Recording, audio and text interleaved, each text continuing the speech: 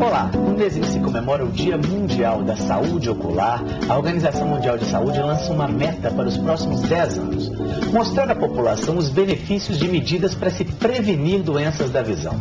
Uma delas é visitar periodicamente o oftalmologista e, no caso da criança, levá-las à primeira consulta cada vez mais cedo, até no primeiro ano de vida. E você, quando visitou o oftalmologista pela última vez? O seu filho já foi à primeira consulta? Segundo o Ministério da Saúde, 30% das crianças em idade escolar e 100% dos adultos com mais de 40 anos apresentam algum problema de visão, o que acarreta muitos prejuízos à vida escolar, ao trabalho e à qualidade de vida das pessoas. No panorama de hoje você vai ver: genética ou hábitos inadequados? O que causa a miopia? Quais os sintomas mais comuns e quando procurar um especialista? O uso de novas tecnologias favorece a incidência da doença? E ainda, é possível prevenir problemas de visão? É fácil você ver se uma pessoa aprendeu a andar ou a falar, mas é difícil você saber se ela aprendeu a ver.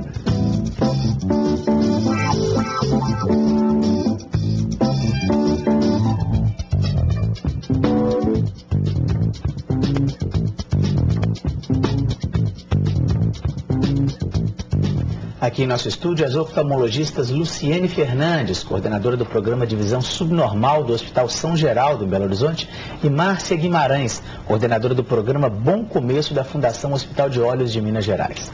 Muito obrigado pela presença. Luciene, a primeira pergunta que eu queria te fazer é o seguinte: é possível se prevenir os problemas de visão?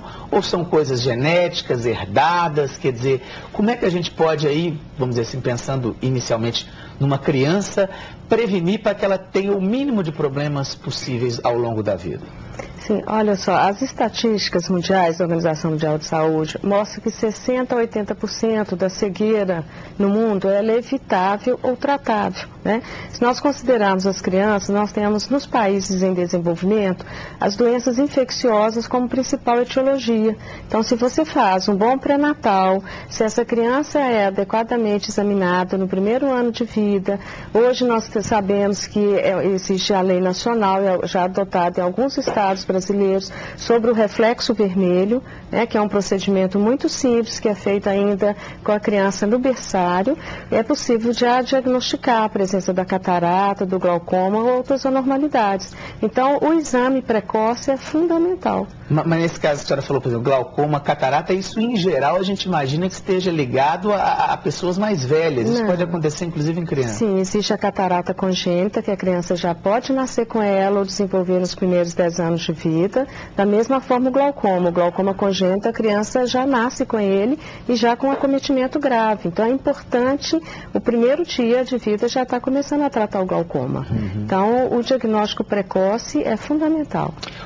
Márcia, além, quer dizer, dessas doenças que são, né, pode dizer, bastante graves, mas em relação, por exemplo, àquela criança que às vezes não consegue enxergar direito, que vai começar a ter, quando vai entrar para a escola, algum tipo de dificuldade também, esses exames também devem ser feitos o mais cedo possível. E como é que os pais e os professores devem prestar atenção nessas pessoas, nessas crianças, para detectar isso?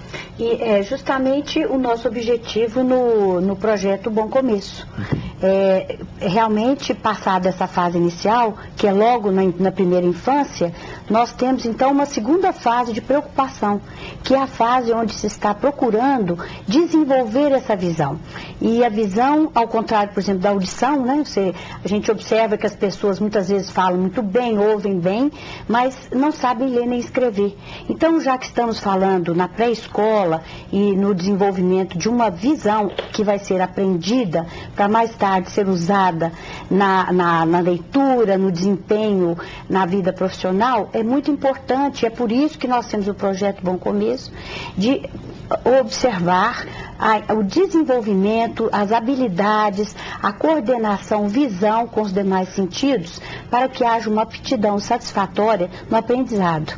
E é importante que a população, e principalmente já mesmo os pais e professores, percebam nessa jovem, né, nessa jovem visão ainda em termos de desenvolvimento, se ela está fazendo tudo de uma maneira tranquila, ou se, por exemplo, vamos levar para o lado prático, se ela se senta, por exemplo, muito perto da televisão, se ela leva os brinquedos muito próximo ao rosto, se ela tem, às vezes, uma dificuldade, ela vai pegar alguma coisa, ela esbarra e não vai diretamente no objeto que ela quer, porque isso podem ser sinais, ou então, na hora que ela vai chegar a um brinquedo muito próximo, ela às vezes tem uma posição do olhar que não é correta, ela fica com o olho um pouco mais torto, ou ela leva o objeto, às vezes, só em direção a um lado do rosto e não a posição central como se deve. Então, são outras qualidades, outros desempenhos visuais que vão ser muito importantes para que essa pessoa, essa criança, esse adulto tenha condições de absorver, então, o que a visão vai poder lhe dar.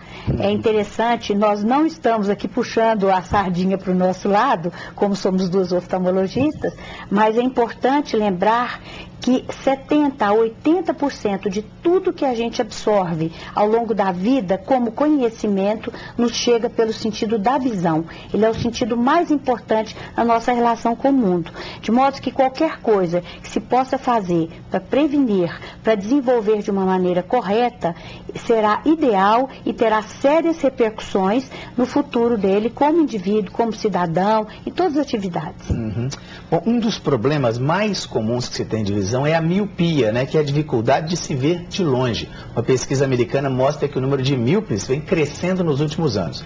A repórter Natália Bini conversou sobre esse assunto com o oftalmologista Ricardo Guimarães. Um estudo americano divulgado recentemente revelou que em 30 anos o número de míopes nos Estados Unidos aumentou 16%.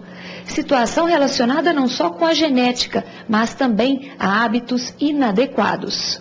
Este oftalmologista conta que 40% da população brasileira tem miopia. Embora no Brasil não exista uma pesquisa recente sobre o número de casos, ele acredita que o número de míopes no país também tenha crescido ao longo dos anos. É de se esperar que aqui que a gente reproduza esses mesmos resultados na medida em que aumenta a nossa exposição aos fatores ambientais que são diagnosticados como responsáveis pelo aumento dessa incidência. Visão é aprendido da mesma maneira que a fala, ou a audição, ou a marcha, e é fácil você ver se uma pessoa aprendeu a andar ou a falar, mas é difícil você saber se ela aprendeu a ver.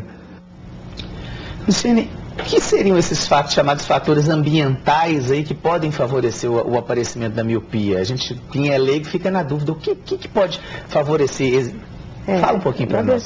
Existem alguns trabalhos já mostrando, né, o uso frequente do computador num período constante, por um tempo prolongado, sem aquele famoso descanso, né, depois de uma hora, descansar 15 minutos, você tem um espasmo do músculo ciliar, você tem um espaço de acomodação, e isso pode intensificar, pode aumentar a miopia. Às vezes o paciente, o indivíduo também, ele usa esse computador sem a devida correção, ou na escola, também faz um esforço excessivo para estar vendo, né? Outras patologias também, hoje a sobrevida, por exemplo, do paciente prematuro, nós sabemos de uma incidência mais alta da criança prematura, da miopia, a toxoplasmose como uma patologia muito frequente no Brasil, né? E que também pode levar à miopia. Então, são essas outras patologias que também podem levar. O famoso ver televisão muito de perto, isso na minha infância e até hoje a gente ouve dizer, não fica vendo a televisão muito perto, não vai atrapalhar a vista. Isso é real? Isso é um mito. É lógico que se você assiste a televisão muito próximo, isso dá um cansaço visual, isso você pode ter um ressecamento ocular, isso dá um desconforto visual, mas não vai causar uma miopia, não vai lesar os seus olhos por isso.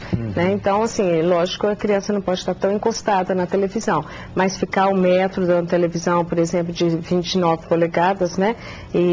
Ou um pouquinho mais, uma televisão de 32 ou 42, depende também do tamanho da televisão, isso não vai lesar os olhos, não.